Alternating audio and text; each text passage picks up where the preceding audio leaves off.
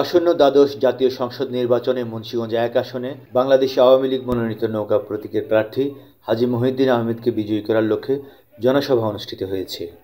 মঙ্গলবার বিকেল 4:30টায় শেখরনগর বালুর মাঠে শেখরনগর ইউনিয়ন আওয়ামী লীগ আয়োজিত জনসভা জনসমুদ্রে পরিণত হয়। সভায় শেখরনগর ইউনিয়ন আওয়ামী লীগ সভাপতি আমজাদ হোসেনের সভাপতিত্বে প্রধান অতিথি হিসেবে বক্তব্য রাখেন নৌকা প্রতীকের মনোনীত প্রার্থী ও সিরাজদিখান উপজেলা আওয়ামী লীগ সভাপতি হাজী মহিউদ্দিন আহমেদ। আগামী 7 তারিখ আছে, আপনারা দোয়া করবেন তার জন্য ইনশাআল্লাহ 7 তারিখে দেখাই দিবেন। মহিউদ্দিন আহমেদ উপস্থিত নন্দীবন্ধু, আজকে আমরা জনগণ দিয়ে প্রমাণিত।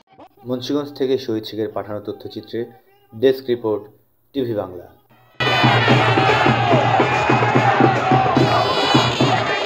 ব্যক্তি আলহাজ জনাব মহিউদ্দিন আহমেদের পক্ষে আমরা নির্বাচনে বিভিন্ন